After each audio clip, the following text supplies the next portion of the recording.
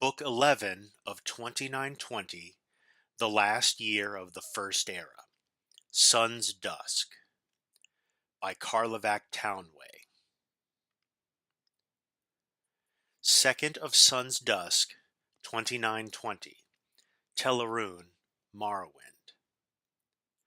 A man to see you, Night Mother, said the guard, a Cothringi tribesman who presents his credentials as Lord Zook of Blackmarsh, part of the imperial garrison of Gideon. What makes you think I'd have even the slightest possible interest in seeing him? Asked the Night Mother with venomous sweetness. He brings a letter from the late Empress of the Cyrodiilic Empire. We are having a busy day, she smiled, clapping her hands together with delight. Show him in. Zook entered the chamber. His metallic skin, though exposed only at his face and hands, caught the light of the fireplace and the lightning of the stormy night from the window. The Night Mother noted also that she could see herself as he saw her, serene, beautiful, fear-inspiring. He handed her his letter from the Empress without a word. Sipping her wine, she read it. The Duke of Morrowind also offered me an appreciable sum to have the Emperor murdered earlier this year, she said, folding the letter. His payment sunk and never was delivered. It was a considerable annoyance, particularly as I had already gone to the trouble of putting one of my agents in the palace. Why should I assume that your more than generous payment from a dead woman will arrive? I brought it with me, said Zook simply. It's in the carriage outside. Then bring it in, and our business is complete, smiled the Night Mother. The Emperor will be dead by year's end. You may leave the gold with a paladith, unless you'd care for some wine. Zook declined the offer and withdrew. The moment he left the room, Miramor slipped noiselessly back from behind the dark tapestry. The Night Mother offered him a glass of wine, and he accepted it. I know that fellow, Zook, said Miramor carefully. I didn't know he worked for the old Empress, though. Let's talk about you some more, if you don't mind, she said, knowing he would, in fact, not mind. Let me show you my worth, said Miramor. Let me be the one to do the Emperor in. I've already killed his son, and you saw there how well I can hide myself away. Tell me you saw one ripple in the tapestry. The Night Mother smiled. Things were falling into place rather nicely. If you know how to use a dagger, you will find him at Bodrum, she said, and described to him what he must do. Third of Sun's Dusk, 2920, Mournhold, Morrowind. The Duke stared out the window. It was early morning, and for the fourth straight day, a red mist hung over the city, flashing lightning. A freakish wind blew through the streets, ripping his flags from the castle battlements, forcing all his people to close their shutters tightly. Something terrible was coming to his land. He was not a greatly learned man, but he knew the signs. So too did his subjects. When will my messengers reach the three? He growled, turning to his castellan. Vivec is far to the north, negotiating the treaty with the Emperor, the man said, his face and voice trembling with fear. Almalexia and Sulthasil are a Necrom. Perhaps they can be reached in a few days' time? The Duke nodded. He knew his messengers were fast, but so too was the hand of Oblivion. Sixth of Sun's Dusk, 2920, Bodrum, Morrowind. Torchlight caught in the misting snow gave the place an otherworldly quality. The soldiers from both camps found themselves huddled together around the largest of the bonfires, winter bringing enemies of fourscore of warring close together. While only a few of the Dunmergard could speak Cyrodiilic, they found common ground battling for warmth. When a pretty Redguard maiden passed into their midst to warm herself before moving back to the treaty tent, many a man from both armies raised their eyes in approval. The Emperor Raymond III was eager to leave negotiations before they had ever begun. A month earlier, he thought it would be a sign of goodwill to meet at the site of his defeat to Vivek's army, but the place brought back more bad memories than he thought it would. Despite the protestations of potentate Verzadu Shai that the rocks of the river were naturally red, he could swear he saw splatters of his soldiers' blood. "We have all the particulars of the treaty," he said, taking a glass of hot Uel from his mistress Corda, "but here and now is not the place for signing. We should do it at the imperial palace, with all the pomp and splendor this historic occasion demands. You must bring Almalexia with you, too, and that wizard fellow." "Sothasil," whispered the potentate. "When?"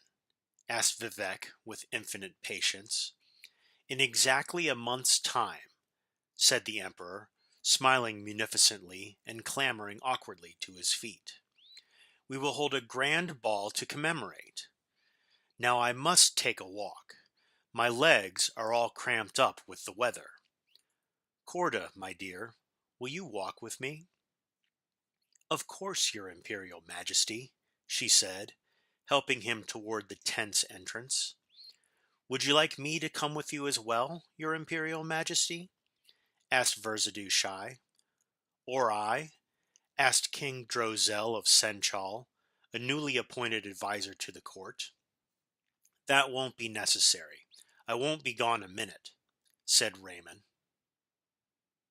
Miramor crouched in the same rushes he had hidden in nearly 8 months before. Now the ground was hard and snow-covered, and the rushes slick with ice.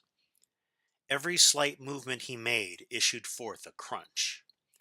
If it were not for the raucous songs of the combined Morrowind and Imperial army gathered about the bonfire, he would not have dared creep as close to the Emperor and his concubine. They were standing at the curve in the frozen creek below the bluff, surrounded by trees sparkling with ice. Carefully, Miramor removed the dagger from its sheath. He had slightly exaggerated his abilities with a short blade to the Night Mother. True, he had used one to cut the throat of Prince Juliek, but the lad was not in any position to fight back at the time. Still, how difficult could it be to stab an old man with one eye? What sort of blade skill would such an easy assassination require? His ideal moment presented itself before his eyes. The woman saw something deeper in the woods, an icicle of an unusual shape, she said, and darted off to get it. The Emperor remained behind, laughing. He turned to the face of the bluff to see his soldiers singing their song's refrain, his back to his assassin. Miramor knew the moment had come. Mindful of the sound of his footfall on the icy ground, he stepped forward and struck, very nearly. Almost simultaneously, he was aware of a strong arm holding back his striking arm and another one punching a dagger into his throat. He could not scream. The Emperor, still looking up at the soldiers, never saw Miramor pulled back into the brush and a hand much more skilled than his slicing into his back, paralyzing him.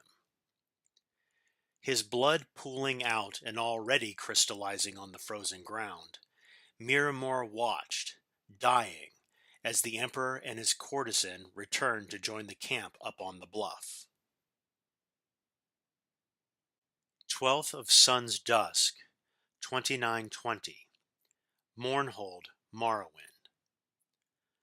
A gout of ever-erupting flame was all that remained of the central courtyard of Castle Mournhold, blasting skyward into the boiling clouds. A thick, tarry smoke rolled through the streets, igniting everything that was wood or paper on fire. Winged bat-like creatures harried the citizens from their hiding places out into the open, where they were met by the real army. The only thing that kept all of Mournhold from burning to the ground was the wet, sputtering blood of its people. Mehrunes Dagon smiled as he surveyed the castle crumbling. "To think I nearly didn't come," he said aloud, his voice booming over the chaos. "Imagine missing all this fun." His attention was arrested by a needle-thin shaft of light piercing through his black and red shadowed sky. He followed it to its source. Two figures, a man and a woman, standing on a hill above town. The man in the white robe he recognized immediately as Saltha Sil, the sorcerer who had talked all the princes of Oblivion into that meaningless truce.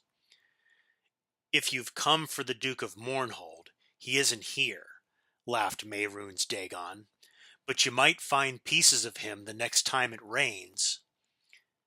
"Daedra, we cannot kill you," said Almalexia, her face hard and resolute, "but that you will soon regret." With that, two living gods and a prince of Oblivion engaged in battle on the ruins of Mournhold. 17th of Sun's Dusk, 2920. Telarune, Morrowind. "Night Mother," said the guard. "Correspondence from your agent in the Imperial Palace." The Night Mother read the note carefully. The test had been a success. Miramor had been successfully detected and slain. The Emperor was in very unsafe hands. The Night Mother responded immediately. 18th of Sun's Dusk, 2920. Balmora, Morrowind. Saltha Sil, face solemn and unreadable, greeted Vivec at the grand plaza in front of his palace. Vivec had ridden day and night after hearing about the battle in his tent in Bodrum, crossing mile after mile, cutting through the dangerous ground at Dagoth-Ur at blinding speed. To the south, during all the course of the voyage, he could see the whirling red clouds and knew that the battle was continuing, day after day. In Nisus, he met a messenger from Saltha Sil, asking him to meet at Balmora. "Where is Almalexia?" "Inside," said Saltha Sil warily. There was a long, ugly gash running across his jaw. "She's gravely injured, but Mehrunes Dagon will not return from Oblivion for many a moon." Almalexia lay on a bed of silk, tended to by Vivec's own healers. Her face, even her lips, was gray as stone and blood-stained through the gauze of her bandages. Vivec took her cold hand. Almalexia's mouth moved wordlessly. She was dreaming. She was battling Mehrunes Dagon again amid a firestorm. All around her, the blackened husk of a castle crumbled, splashing sparks into the night sky. The Daedra's claws dug into her belly, spreading poison through her veins while Almalexia throttled him. As she sank to the ground beside her defeated foe, she saw that the castle consumed by fire was not Castle Mournhold. It was the Imperial Palace. 24th of Sun's Dusk, 2920. The Imperial City, Cyrodiil. A winter gale blew over the city, splashing the windows and glass domes of the Imperial Palace. Quivering light rays illuminated the figures within in surreal patterns. The Emperor barked orders to his staff in preparations for the banquet and ball. This was what he enjoyed best, more than battle. King Drozel was supervising the entertainment, having strong opinions on the matter. The emperor himself was arranging the details of the dinner: roast nebfish, vegetable marrow, cream soups, buttered hellerak, cod's crom, tongue and aspic. Potentate Verzadu Shai had made a few suggestions of his own, but the tastes of the Akaviri were very peculiar. The Lady Corda accompanied the emperor to his chambers as night fell. The year is concluded in evening star.